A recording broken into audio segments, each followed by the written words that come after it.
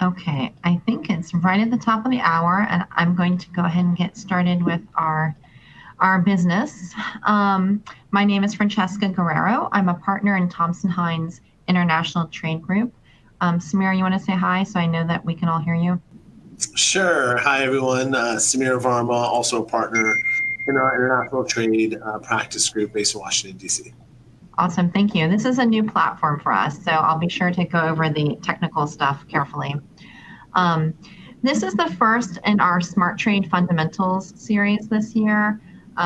This year, due to all of the focus on tariffs and import issues, we have focused our entire SmarTrade series on import regulation, customs compliance related topics.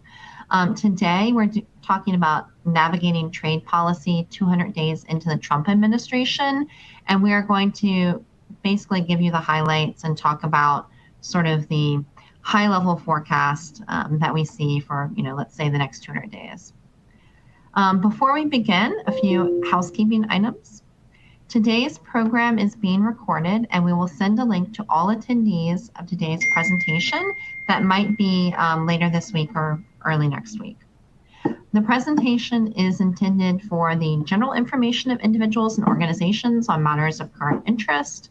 So the thoughts and opinions expressed today are the individual panel members only and do not necessarily reflect the opinions of our clients, Thompson Hine, affiliates.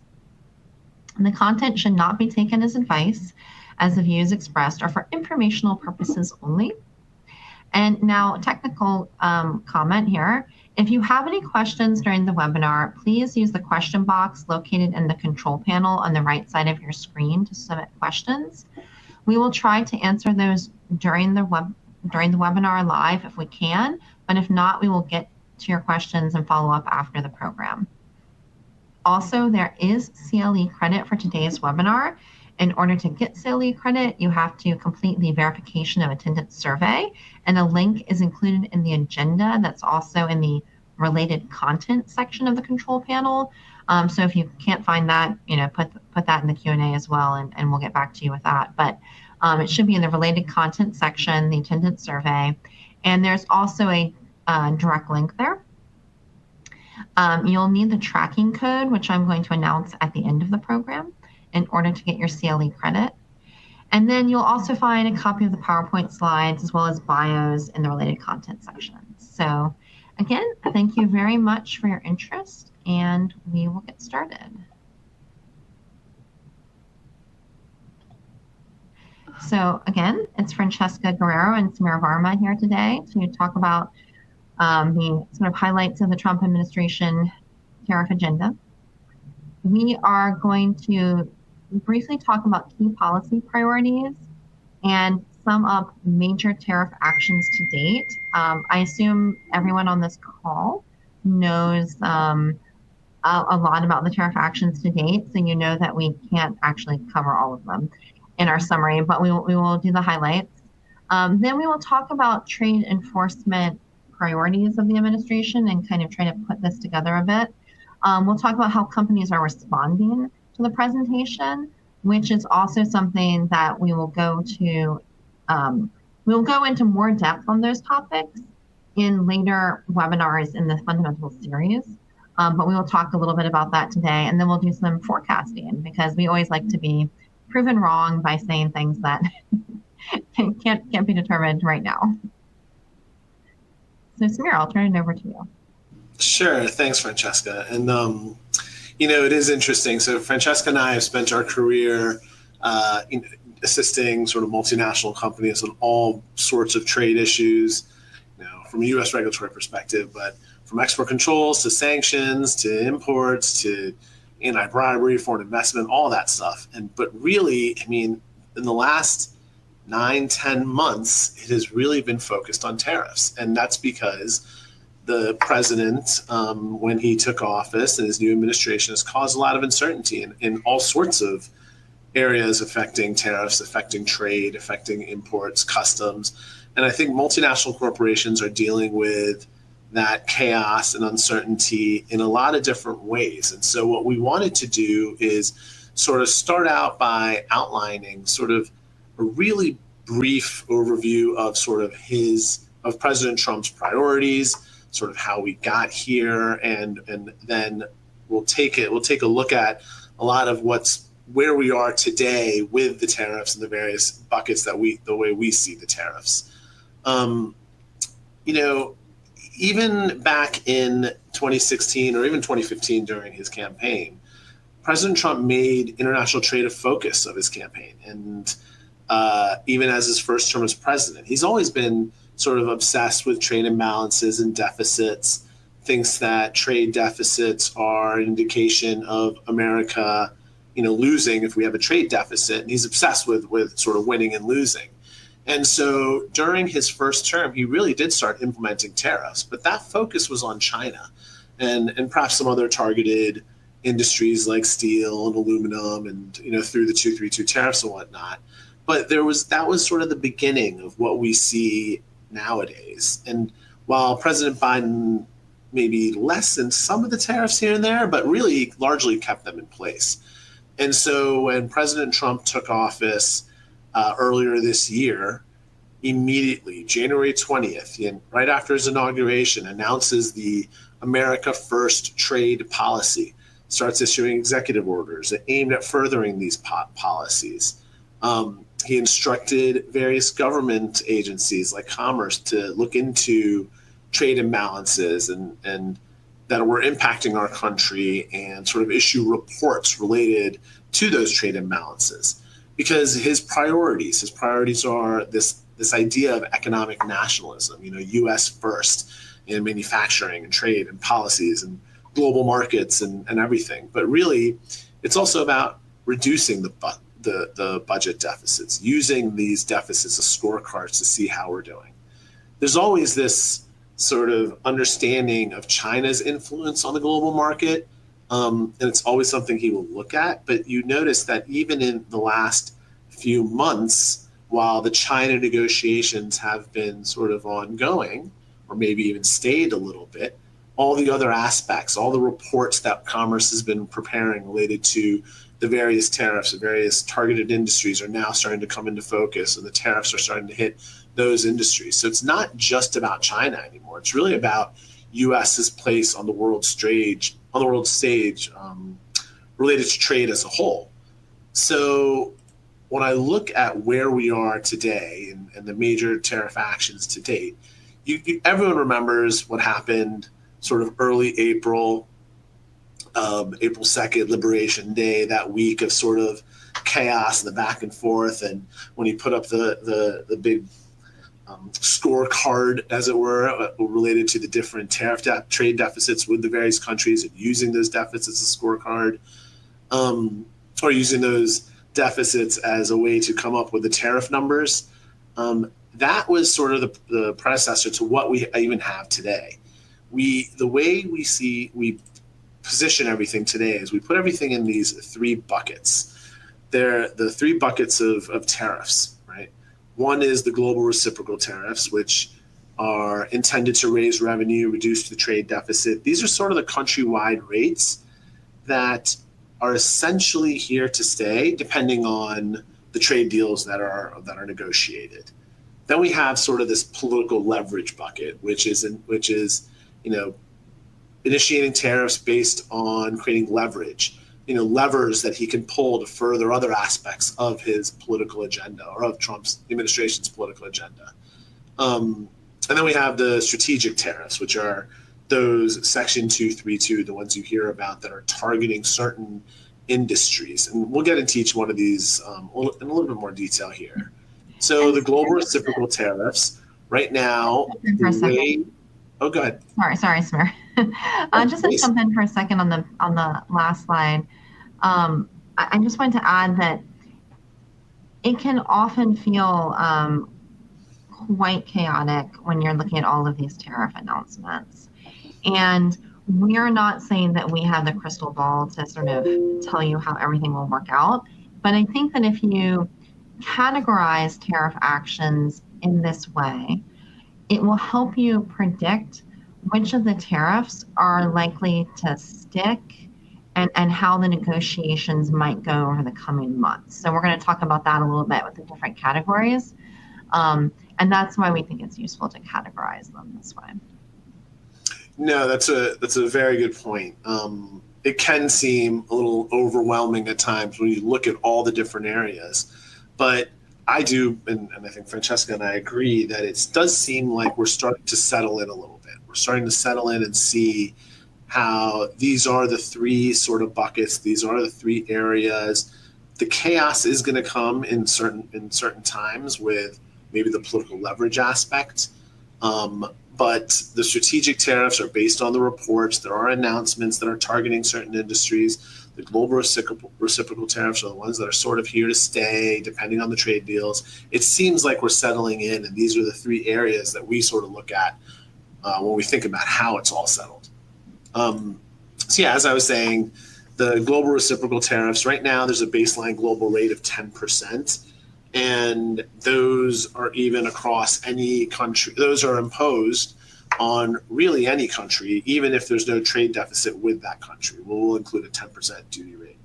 But there's often additional duty rates on top of that. A lot of the countries, I feel like the administration is settling in on this 10 to 20 or 10 to 15% rates. And then there are obviously additional duties on the countries with which we have larger trade deficits. And I'm not going to go through all of those, but what ends up happening is you have these larger trade tariff rates with various countries, and then they start negotiating off of that. And so far we have a number of announced trade deals. The more important ones seem to be the EU, where we have a 15% tariff rate, and that's actually a ceiling. So if there are rates below that, depending on the product that you're importing, then you import it under the lower rate. The UK has a 10% duty rate, but that's actually stacked on top of other duty rates as well. So it actually can be a little bit more than 10% in certain instances. Same thing with Japan, a 15% sort of baseline rate. We have other deals that are coming up that we've heard about with various countries like Indonesia and Vietnam and Philippines. We've yet to see sort of the exact details on those deals. And it should be noted, actually, there aren't really documents related, like specific negotiated agreement documents that you can look at. It's basically being implemented through executive orders and through other orders in those other countries as well. So it's not like there is a USMCA or that you can look at with the EU or the UK. It's more just implemented through other systems. So then we have sort of the political leverage tariffs. And as you can see on the slide, we have a couple countries here. And the reason why we have Canada and Mexico is because they're actually exempt from the global reciprocal tariffs right now, but they have these other tariffs in place that are based on the fentanyl issue. So Canada, 35%, but there is a USMCA exemption. Mexico, 25%. There is a USMCA exemption. You probably saw about a month ago that Canada also put in their own CUSMA, CUSMA exemption in place as well for products that are USMCA originating that going into Canada. So that was a good fact as well. But these are the tariffs that are basically he's using as political leverage. So for example, India. India has a 25% global reciprocal rate because of the trade deficit that we have with India. And then the administration was trying to get India to stop buying Russian oil. And so they imposed an additional 25%. So now the India rate is 50%. That's sort of a political lever that he is using. It doesn't, not to get too in the weeds with India, but it doesn't look so far that the president of India, President Modi, has sort of backed down in this and is almost doubling down on this. But there's more, sort of rhetoric within what he says, then maybe there's a lot more deals going on behind the scenes. So we'll have to wait and see how that works out. Similarly, Brazil has a 10% baseline rate, and that's because we don't have a trade deficit with Brazil, so it's just a 10% rate. However,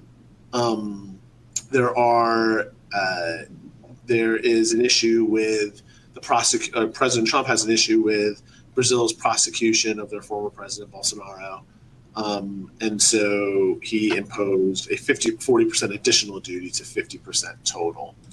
The last area, or the last bucket of tariffs that we consider is the strategic tariffs. These strategic tariffs are ones that, when I was talking earlier about the reporting mechanisms that are in place, that when he asked Congress to prepare all these reports, those reports are starting to come out now about what the trade deficit is in certain areas, in certain targeted industries. Here's a smattering of different ones that we have. And there's also been ones that have been threatened, related to like pharma or heavy-duty trucks. Actually, heavy-duty trucks, there was another announcement that there's going to be a 25% tariff rate on heavy-duty trucks to take place on November 1st. We haven't seen the actual Federal Register notice or anything come out stating exactly what that will mean. But these are the areas that we have specific tariff rates for all countries. There are some exceptions that come out through the trade deals. So, for example, auto and auto parts is 25%, but because of UK's trade deal, it's capped at 10%. The steel and aluminum and derivatives, 50%, but again, the UK, it's 25% from the UK, et cetera, et cetera. So, as you can see, there's a lot of uncertainty, but it does seem that we've settled a bit on the various ranges, the trade deals, plus these 232 items. And they're still using the lever of larger tariff when President Trump needs to, but this is sort of how it's all been settled.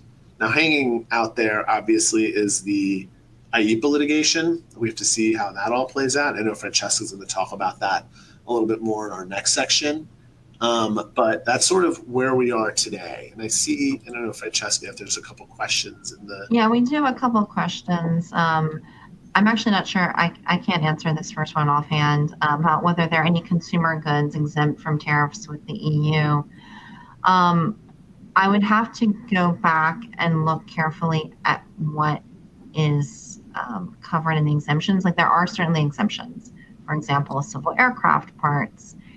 And there's certain things that were already exempt from all of the reciprocal tariffs because, frankly, they're covered by Section 232 investigations, like critical minerals or something like that. But I don't know if any of them are consumer goods. So that's one, Samir, unless you know the answer, we can get back to that one later. Yeah, and I think the short answer is that there isn't I wouldn't call it some sort of like wholesale consumer goods exception, right? If it was, it's more the targeted exemptions that are specific to the HTS codes that the consumer good would fall in, right? So it would have to be more specific to the products or the goods that we're talking about rather than some wholesale semiconductor consumer good exception. Right. And then that gets to another question. Are there any updates on the semiconductor and SME investigation? I mean, I think they're essentially still ongoing. They haven't given up on them yet. But do you have any other comments to add? No, that basically the administration stated that they launched the investigation. There hasn't been any updates that we've seen recently on where that investigation has all played out. It's interesting because the focus recently has been a lot of the use of the 232 section to impose these tariffs. The 301 one was an interesting one related to semiconductors, but we'll have to sort of see how that goes. There's nothing. I haven't seen anything yet. I do see a lot of questions coming in. Do we want to answer them now, or should we move on and sort of answer these at the end? And I think we can take a couple more now, just because we're doing pretty well in time, which is shocking for us, Samir. So another question was about the Japan agreement and whether there's a 50% tariff ceiling. Yes, I believe that's how it's currently being implemented. I'll take this moment to note that none of these agreements are agreements that have any sort of enforceable nature. So they are all open to change and just keep that in mind. It's all a matter of sort of diplomatic leverage. But yes, that's how I believe Japan is being interpreted at the moment. Yeah, Japan has the 15% ceiling. It's similar to the EU and the 15%. Yeah, yes. That's right. And then the next question is about sort of is there any logic behind the administration's determination of which 232 tariffs will be stackable versus non-stackable? I think that honestly, a big part of it is what we've seen as a pattern is they're often not stackable at first. And then as there's more discussion with industry, some of them might become stackable. Yeah, I would say that's the way we've seen it happen. Most of the time most of the situations, they are not stackable, that they are considered because originally what we thought was if the 232 tariffs are greater than the reciprocal tariffs, then they wouldn't be stackable. The idea being that it's a larger burden or a larger percentage or larger tariff rate that you have to pay. That was sort of what we thought at the beginning as how that would play out if the tariff rate is greater than, but the Section 301 tariffs have all sort of proven to be stackable, right? And some of the 232 tariffs, the most recent ones that are announced, because I think of lumber being 10% or rather low duty rate, that is stackable rather than the steel and aluminum ones that are 50%. That's sort of the idea behind it. Yeah, but I think honestly, it's just going to have to not all circumstances are accounted for when these tariffs are implemented, and that's why you continue to see adjustment and changes. Yeah. Okay, so then maybe we'll talk about trade enforcement priorities for a minute, but please keep putting in questions. We'll get to them when we pause. So we wanted to highlight that, maybe I'll back up one slide real quick. First of all, trade enforcement is a priority of this administration in pretty much any way you can enforce it. Civil enforcement is up. You're getting more CF-28s and 29s, and you're going to get more civil investigations. What's interesting, even more interesting, is that we see a focus on criminal enforcement.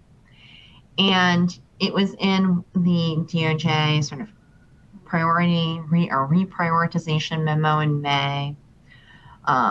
We saw it talked about and then implemented in this trade fraud task force announced in August 29. That is, devoting a tremendous amount of the Department of Justice resources to enforcement of these topics. So this is new. It says here on this slide dozens. We're probably trying to be cautious. I mean, it could be closer to 100, people devoted to this topic.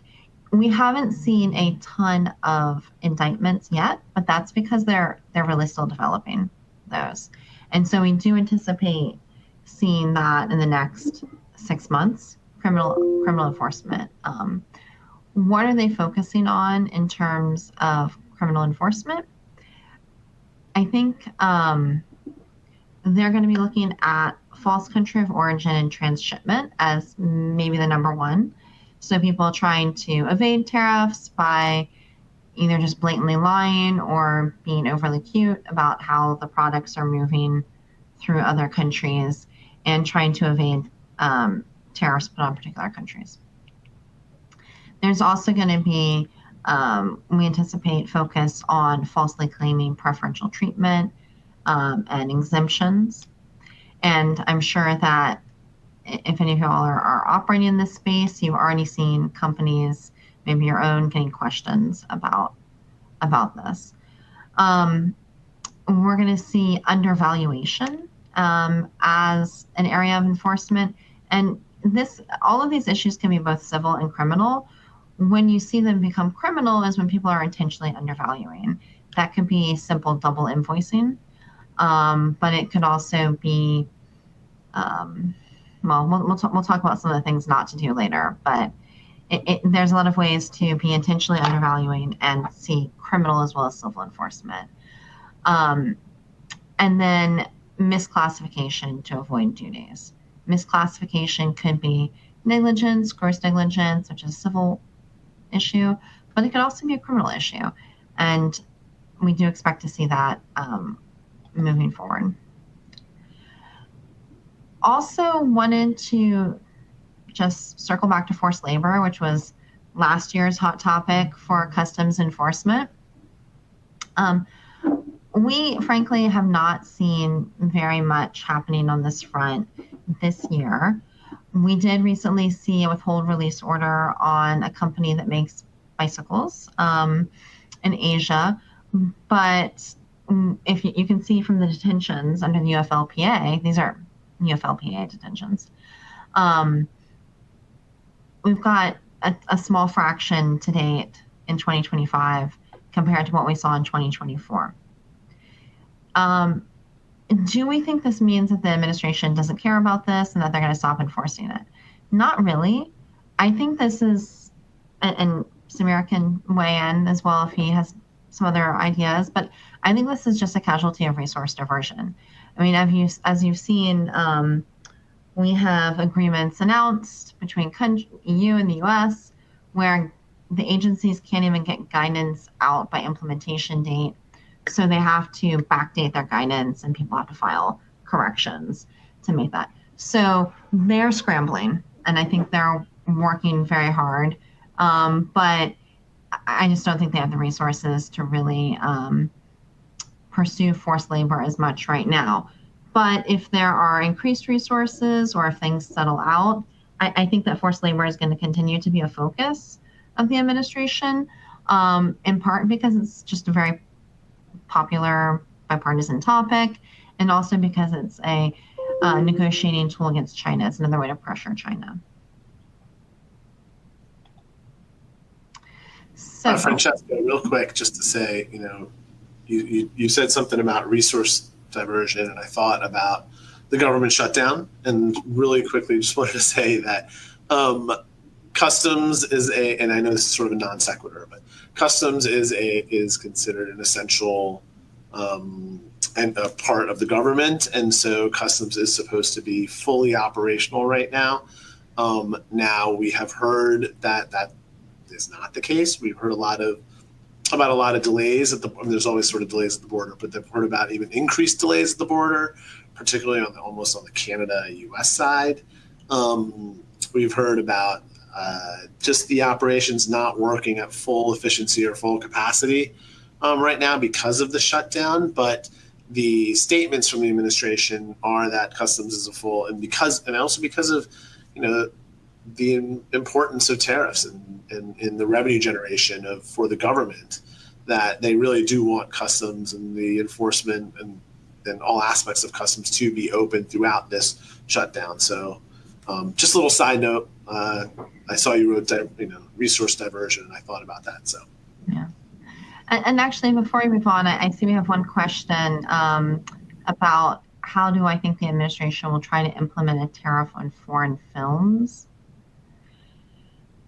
especially given digital streaming. That's an excellent question. If anyone wants to try to speculate and has a really good idea and put it into the question box, please do. Well, I think I do think it is more. I do think that if one really wanted to, let me put it this way. I think this is probably going into the leverage bucket rather than truly strategic or sort of reciprocal bucket. So I think that this threat of tariffs is a leverage tool. But I don't know how effective it's going to be, since most people can't figure out how one would impose tariffs on the film industry. And I do think it's, if they were going to try and tackle this, it would look more like a digital services tax. So, first of all, way to bring it back to our previous section in the buckets. That's exactly right. I think it is the leverage. bucket. They are using the announcement, and I think I just see it here. Yeah, the announcement was that it would be via Section 301 investigation. The question is really because whenever we talked about these trade deficits, we haven't been talking about trade and services. It's really only in trade and goods. And not that the films is a service, but it's sort of this other area that the administration hasn't focused their attention on outside of trade and goods. And so the Section 301 investigation into the films, into the filmmaking is a pretty interesting way to start looking at these other areas that aren't just goods related. And I think that's what the Section 301 investigation is going to do. Mm-hmm. Yeah, and we have another question here about the criminal enforcement angle and how that impacts reasonable care. So I think reasonable care is going to be the civil and customs standard to not be negligent, right? So if you're meeting a reasonable care standard, then you shouldn't be penalized at all. I think the criminal enforcement standard is higher. You have to be doing something worse than not reasonable care. You have to be intentionally or perhaps willfully blind, depending on the statute that's being used. And we haven't gone into depth on the types of tools that DOJ has at their disposal, but a lot of those tools are very generic criminal statutes related to fraud, false claims. So they're going to have standards like, willful blindness and knowledge and things like that. Okay, let's see. Let's move on to how companies are responding, and we'll pick up on some questions in a minute. So one thing we'd like everyone to be doing, and I bet you're already doing this, is prepare for the long haul. This is not like, some sort of glitter bomb that went off in the first part of the administration and then is going to go away. This is a policy priority of the administration that is really changing the game of trade and tariffs. And so businesses are going to be, I will go on record now saying that I think that we're going to be dealing with this not just through the rest of the Trump administration, but I expect the next administration won't just go back to free trade, like 0% trade, even if they dial back the intensity of this. So I think it's very important to make sure you know your fundamentals. And we see companies doing that. We see companies investing more time into educating their folks about tariff, maybe trying to bring on some resources, although I know that's a challenge right now because there just are only but so many people in the United States who know how to deal with this.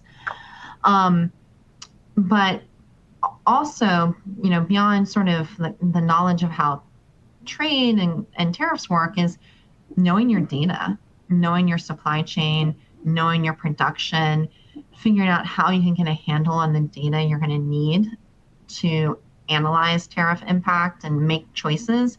That's really one of the most important things to be doing and to continue to do. Just get back to your fundamentals of your products, your suppliers, your production. Think about your data and how to pull it. And then, again, we're going to talk about tariff mitigation strategies in some of our future webinars. We'll go into that into more depth. But in order to explore tariff mitigation strategies, you've got to have good fundamentals. Otherwise, you're going to wind up back on one of those prior slides, with an enforcement issue that you need to worry about. So both of those are really key. In terms of increased custom resources, obviously internal staffing, maybe new people, maybe reallocation of responsibilities, maybe just longer days. Sorry, guys. We're doing that too. We're doing the longer days too. And then again, trying to manage what you can control the most, which is just understanding your own data and products.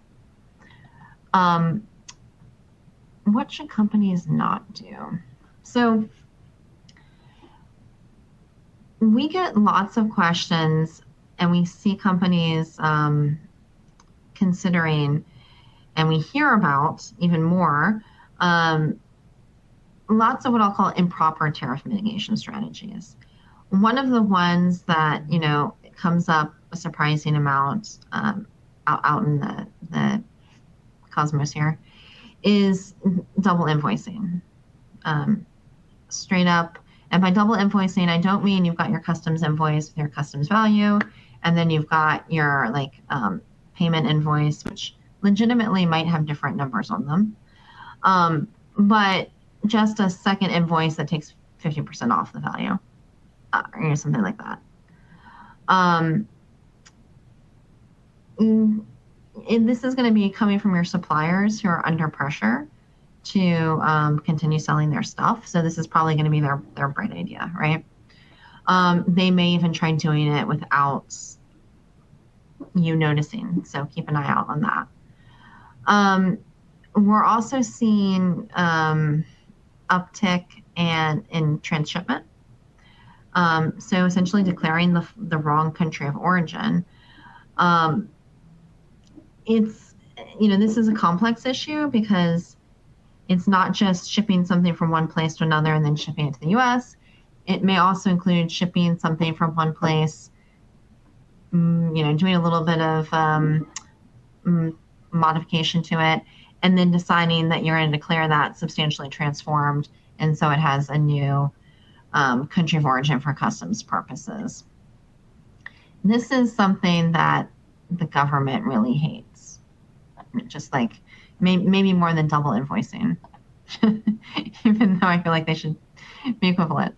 And then there's a lot of talk about tariff mitigation strategies, and some of these are legit, real strategies, like first sale, right? But they're all complicated. And if you're thinking about using one of these strategies, doing some restructuring, or just taking advantage of some mitigation measures that you weren't doing before, you really need to methodically work through this before you start making those declarations. Because it's easy to get it wrong. Two, it's probably going to be a change to the way you are doing business. And so it's like a nice little red flag to the government. They're like, oh, look at that. They're doing this thing differently now. So I'm going to investigate whether they're doing that right. Any other comments on this one, Samir? Yeah, I think just the transshipment issue, and I think you made a joke about how the government really doesn't like this, and it's absolutely true. I mean, they recently imposed a new 40%. I would call it a tariff, right? It's called a tariff, I guess, but it's really a 40% penalty on all it's like an automatic penalty on goods that have been found to be transshipped with an improper country of origin. To be honest, I haven't seen how this is played out just yet because it was just announced, I think, in August. We have seen a huge uptick in CF-28s, requests for information to our clients and asking for a number of a lot of information related to classification and country of origin and the like. And I think the country of origin questions are likely aimed at determining whether or not you got country of origin wrong and perhaps transshipped the goods through a country that didn't change the country of origin and you tried to play it off, and therefore it's 40% automatic it's a tariff. They're calling it a tariff, but it's really a penalty, a 40% penalty on that. And so the transshipment issue is one that we've always said that the administration has had their eye on and focusing on, but now it seems to really be coming to fruition. Yes. It also, by the way, happens to be the topic of the next webinar in the SmarTrade Fundamentals series. There you go. So after we're talking about what not to do, things to consider. And again, we'll emphasize that all of these things should be considered carefully and methodically. One of them is, you can look at drawback and foreign trade zones, see if those are ways that you might be able to mitigate some tariff. They're often not as good as they might sound because some of the actions that have been taken by the administration specifically make it difficult to take advantage of like FTZs or drawback. But there are still ways that can be helpful. Like an FTZ can be helpful, especially if you're bringing something in manufacturing and you're never really importing it for consumption to the United States. So that would keep you from having to pay those tariffs. We've spent a lot of time looking at Chapter 98 and trade agreement opportunities. Chapter 98 is a topic of another whole webinar in our series, and actually so is drawback.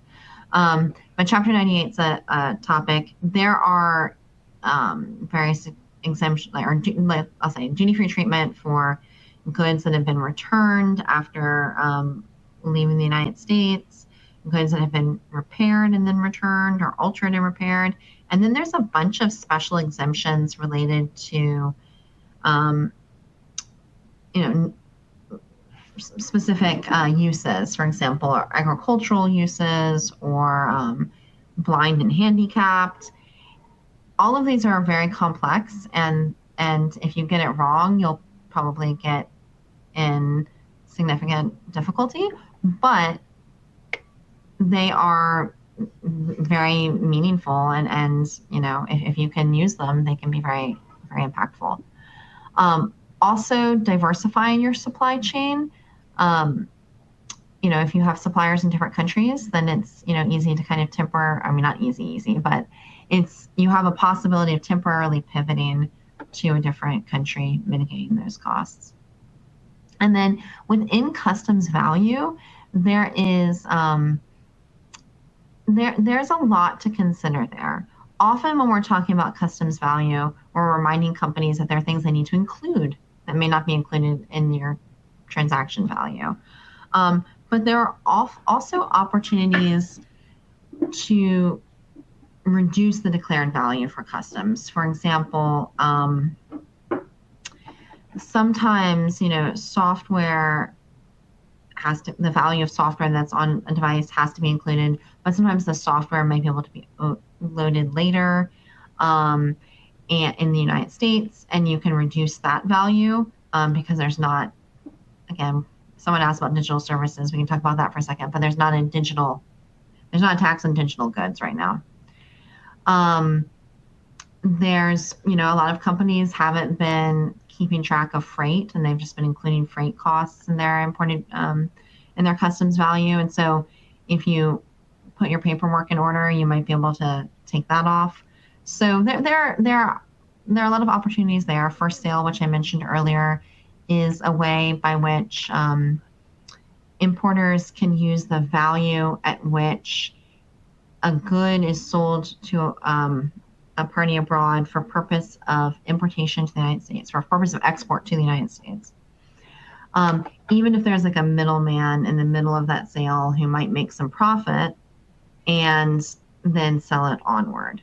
So there's a lot of interesting opportunities there.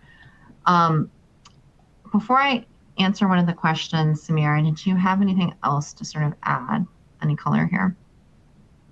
No? No, I think you hit them all, and I think a lot of the color I would add is we're going to be talking a lot about the Chapter 98 and free trade agreement opportunities, the drawbacks, the drawback TZs. We'll do a lot of this on future webinars as well, but these are all options that we are looking at on a daily basis. I think the one that you hit at the end about sort of backing out some of the costs that aren't part of the normal transaction value has taken on a larger importance now, simply because of even goods that used to be duty free, where perhaps companies didn't care as much to do that kind of backing out, has taken on a larger importance because they're subject to 10 or 15 or a larger percentage.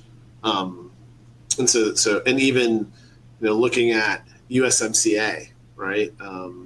Goods that are normally duty free that you may not have claimed USMCA in the past, and now because of the USMCA exemption of the 35 or 25% Canada-Mexico tariffs, companies are looking a lot closer at the USMCA and whether or not they can use it. Mm-hmm. So we have a question about whether the administration is looking at putting tariffs on services or taxes on services provided from foreign vendors. I'm not really aware of that. I think rather the reverse is true. They seem to be fighting hard to trying to keep other countries from putting taxes on services or digital goods provided from U.S. companies. So that's like a bone of contention with the EU and others right now. But I don't think we're looking to put on our own tax because, frankly, we export more of that than we import. It would mess up the trade imbalance that we're talking about, the trade deficit analysis. So forecasting. Okay, so there's a lawsuit that has been brought to the Supreme Court. There's several lawsuits, and I won't summarize them all, that have been consolidated, sent to the Supreme Court about the reciprocal tariffs that were issued under IEEPA. IEEPA is the International Economic Emergency Powers Act, and it's sort of a broad authority granted to the president to deal with national emergencies. That is the authority that has been historically used for sanctions and embargoes in the last several decades. And it's the authority that President Trump used to impose the reciprocal tariffs. He said the trade imbalance basically is a national security emergency, national emergency. That was challenged, and there are many legal arguments. We can do a whole session on that, but suffice it to say, we think there's a decent chance that the tariffs will be overturned, the reciprocal tariffs, the IEEPA. So we'll just put that out there. We don't know for sure. We'll have to see what the Supreme Court decides.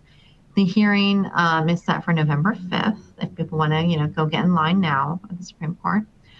And until the decision is reached, and I don't know when that will happen, but until a decision is reached, the current tariffs, the reciprocal tariffs, are in effect. What does this, how will this impact us? So from an immediate point of view, if the reciprocal tariffs are overturned, I think that there are avenues to sort of implement something similar under different authorities. So I wouldn't assume that those tariffs will disappear completely and forever. Some of the other authorities include Section 122, which has to do with the balance of payments deficit, and it's temporary. I believe it's up to 15%.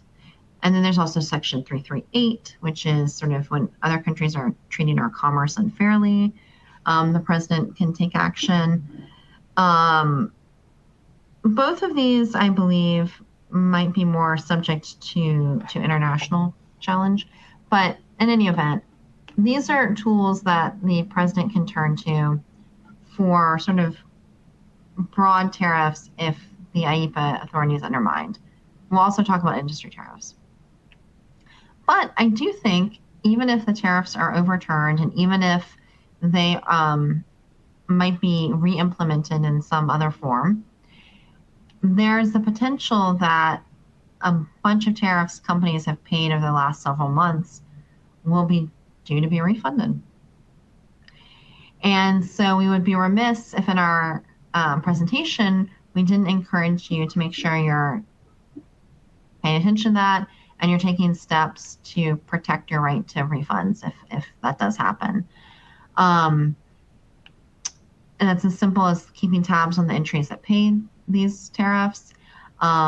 You might consider an extension of liquidation. If not, you might need to make post-summary corrections or protests in order to get the refund back. But just, again, back to your data. Keep tabs on your data so you know what you might be able to get back if the reciprocal tariffs are overturned.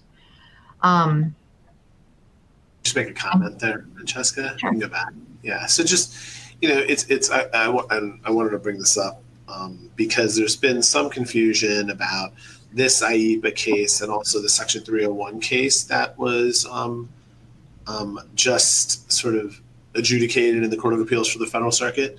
So the IEPA cases, throughout all the cases, throughout no matter what sort of district court, the CIT, and then up through the Court of Appeals for the Federal Circuit, where they were all sort of combined, the courts have struck down the use of IEPA to institute these types of tariffs. And now this has been sort of up, now it's going up to the Supreme Court. The Section 301 cases that were from the original Trump administration, when they imposed the tariffs onto China, on the imports of China, if you remember the 25%, that case, they recently ruled in favor of the government at the Court of Appeals for the Federal Circuit. So there's a sense that it'll likely go to the Supreme Court as well. It hasn't happened yet, but there's a sense that will go to the Supreme Court as well. But that's on completely different grounds, right? That's not the IEPA case. It's a Section 301 case. And I've had some questions about this. I've had questions about this Section 301 come up as well recently because of the two different cases that are making its way through the Supreme Court. Yeah, and I think, as you noted, Section 301 cases have predominantly gone on favor of the government, discretion to what the government has done. Whereas the lower courts, I would say, have mostly found that the reciprocal tariffs under IEPA were not authorized through some fashion. Yeah, perhaps different bases. Now, we had a question here about whether we're aware of people filing copycat IEPA lawsuits, much like the copycat Section 301 lawsuits, in case the Supreme Court provides retroactive relief to only the plaintiffs. I haven't seen that. And that doesn't mean it doesn't exist. I haven't seen it. It might be a product of timing, like the Section 301 lawsuits. I believe when they were first filed, it was close to the statute of limitations for like getting your money back. Whereas a lot of these reciprocal, the reciprocal tariffs only went into effect recently. A lot of these entries haven't liquidated. And then after liquidation, you still have a period for protest. So I think that's right. Yeah, no, that's right. I mean, in fact, I don't think any of them will, unless there are some edits or changes to the entry.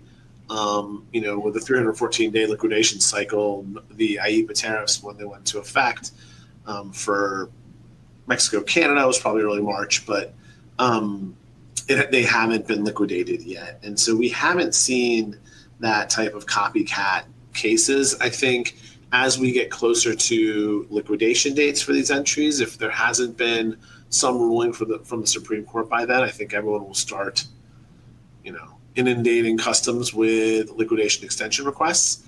But I think that's where companies have sort of said, I mean, I guess there is a risk out there that the Supreme Court could only grant relief to those actual sort of litigation plaintiffs. But if that happens, then you will see, thousands of cases that basically state that was not right. I don't think that'll be the outcome. Prediction sure to go wrong, but I don't think that'll be the outcome. Yeah. And then we had a question about how this will impact some of the other tariffs like Brazil and India. So India their additional tariffs were IEPA tariffs. So that I think would probably impact the India tariffs because it's part of the whole action. whereas Brazil, I believe, is Section 301. No, I think But both actually, of I'm not quite sure. no, both of them are IEEPA. I mean, I think if the IEEPA tariffs were to be struck down, then Brazil and India tariffs would be struck down as well, because those were India was the global reciprocal tariff is the 25%, and then the additional tariff was also based on IEEPA, and same with Brazil. And if you remember, with Brazil, it was the 10% global reciprocal tariff, which is the baseline, and then the 40% because President Trump was commenting on how the unfair prosecution of Bolsonaro, and then he stated that the emergency was actually First Amendment rights. So the emergency was that Brazil was basically infringing on First Amendment rights because of the prosecution of people like Bolsonaro, and that's the emergency under IEEPA imposed the additional 40% tariffs. So yeah, it would be struck down as well, Or could be. Let's not forecast too decisively here. Yeah. Despite the fact that we mentioned these other authorities that the president can use to sort of re-implement these broad reciprocal tariffs, we think that Section 232 and Section 301 are going to be the main players for the next year. There's already a number of Section 232 investigations underway. Section 232 focuses on industries and sectors, and they look for like a harm to the industry. And we've started to see in this fall announcements followed in some part by actual executive orders imposing tariffs as a result of these investigations. There's 301 is generally more country specific, and it can be country and industry. Those we see having been launched as well. And that takes a little bit more time because there is the necessity for an investigation. But those authorities have been given a lot of deference by the courts. So Section 232, steel and aluminum, was challenged under the previous administration's investigation, and tariffs were challenged, and they were upheld. 301 has been challenged and upheld. So we expect the administration to, go to this well pretty frequently. And then I'm going to hold the rest of the questions until we're done with our slides, and I give the code, but we'll get questions in a second. What's been happening with trade remedies like anti-dumping, countervailing duties? 2024 was a record year, and 2025 seems to be on trend, like continuing that trend. So anti-dumping, countervailing duties, still very, very active under this administration, even though there are other tariff remedies tariff measures being pursued. Circumvention risk is rising because of increased use of tariffs. And we're actually, the next webinar is going to talk about diversion, circumvention risk, and we're going to have a guest from the EU who will bring in the differences between the EU and the US on how they're addressing these issues. But it's a global issue, still hot and active. Trade agreements, which probably isn't technically an agreement, but that's the best word I've got. We expect to see a continued focus on these sort of bilateral negotiations around trade. Not as much focus on multi-country agreements that we might have had under past administrations. And we continue to expect bumpiness in implementation and consistency. What does that mean? That means, again, like the EU-US agreement, it's set that the parties announce these things will be exempt. And the US says it will start this date. And then that date rolls around and the next date, and brokers can't enter stuff in an exempt fashion because there's no codes or they haven't been given instruction. And so you sometimes have to either decide to wait for it to be implemented or go ahead and enter it, knowing you're going to probably need to do a post-summary correction once the guidance comes out. And there's still going to, we expect there to be issues still between what country A thinks the agreement was and what the U.S. thinks the agreement was. I will say, I think that I have seen some, what I would say is success on lists of covered products under these, like sort of the implementation from these country-specific arrangements. For example, I'll call out civil aircraft from Brazil, which has a very high tariff right now, but aircraft are exempt. And so I think you're going to see lobbying within these bilateral discussions about particular products. We're also seeing a lot of movement on the free trade front or the bilateral deal front between countries that aren't the United States. So like Mexico being interested again in trade agreements with its South American partners. And it's not that Mexico's walking away from the US by any means, but there's a lot of interest in trying to shore up trade agreements given the uncertainty with the US market. So we'll see that. And since we have questions now, Samir, I will jump into questions. But first, I will read the number for CLE. So if you need CLE, it is TH8202. Again, the tracking code for CLE is TH8202, and you are going to need to also fill out the attendance survey. So then back to our questions.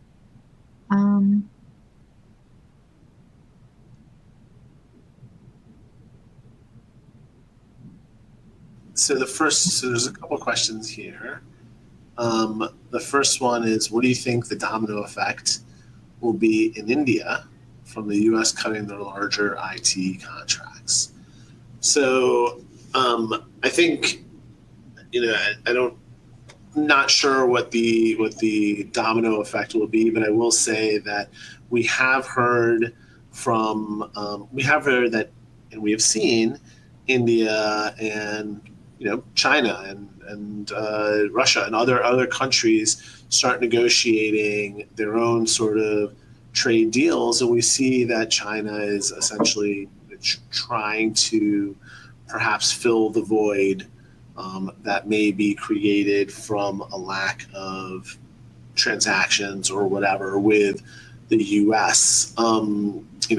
It hasn't really been seen as much just yet, but I think that's what the sense is, or that's what we're hearing. I don't know the exact sort of answer to the question about what the domino effect would be from the U.S. cutting the larger IT contracts, but there is a sense that there are countries that are trying to, and the reason why I'm saying that is because President Modi from India has been pretty forthright about this kind of idea. But it also could be just part of a negotiating tactic. It could be bluster. You do hear from the government, from the U.S. government, and from President Trump that there are negotiations ongoing, and they're hoping to reset sort of the trade imbalance and reset sort of the negotiations by cutting a deal. So we'll have to see. So then we have a question about, the trade agreements, for example, the one with the EU or the one with Japan, will they be a legal basis for the tariffs if the Supreme Court strikes down the IEEPA tariffs? The short answer is no. These agreements actually aren't agreements at all. They are essentially non-binding statements from these countries, and they represent what I would say is a diplomatic accord, or sort of the parties have said they're going to do this, and so they're both implementing it, but the only sort of measure of enforcement is to, if the other party's not playing nice, is to slap tariffs on them or take some other measure, right? So there's no sort of agreement that could be enforced through international arbitration or some other mechanism. So they're not really enforceable. If the IEEPA tariffs are overturned, then the lever that the Trump administration has to impose 15% tariffs on the EU is removed. And so I do expect they will probably try to scramble to replace it with something else. But it's probably going to be like a period of white hot confusion for tariffs for at least a span of days, if not several weeks, until like those legal authorities are like sorted out and new ones implemented and new guidance put in place and new executive orders issued. Yeah, I agree. Just really, Francesca, if you could repeat the CLE code, I think some people didn't get it. Sure. It is TH8202. So TH like Thompson Hine 8202. Yeah. So just a final point on that IEEPA tariffs. And whether or not they'll be legal or whether or not the trade agreements will be in effect. I had assumed that there would be a lot, and I would have assumed there would have been a lot more agreements sort of that came to fruition at this point because of the pending IEEPA sort of litigation, and if the IEEPA tariffs are struck down, simply because if there was a real framework of a deal, those would have been not just a framework, but an actual deal, right?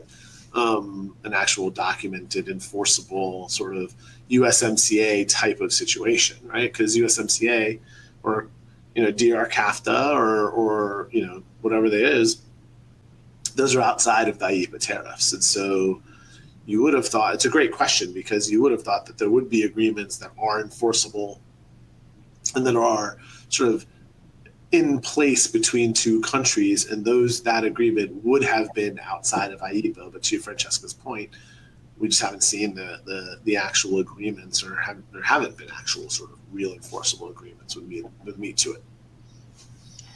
And then I think last question is, do we expect to see increased whistleblowing related to tariff evasion?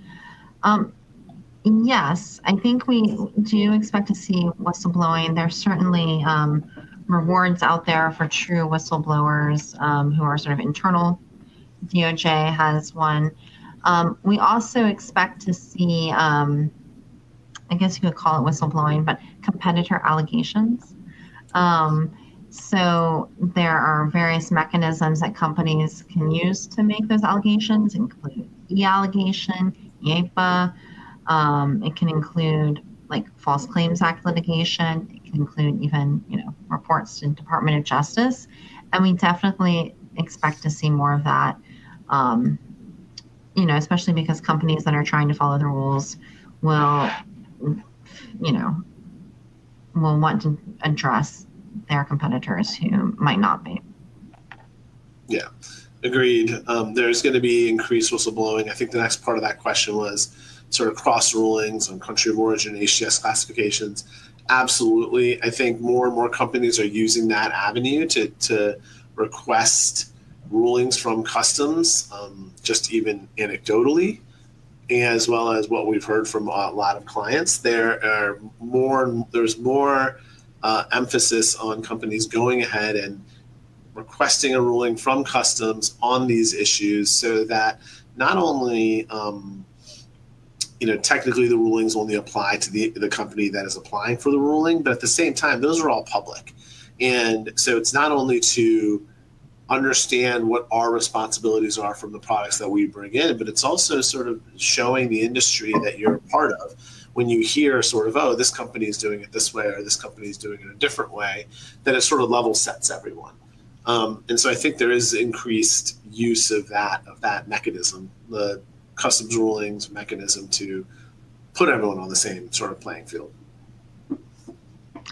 Yep. So on that note, just a final couple of remarks. If you are not currently receiving our updates and invitations, we invite you to go to the Thompson Hine website and register to receive our mailings under the Publications tab. I also encourage you to visit our blog, thompsonhinesmarttrade.com. Our next session in the SmarTrade Fundamentals series will be held at 10 a.m. Eastern Time. I mentioned we have someone from Europe joining us, and it's going to be on October 22nd. And this session will be discussing tariff evasion risks and enforcement in the United States and the European Union. So thank you all for your interest in attending today's webinar, and enjoy the rest of your day. Stay well.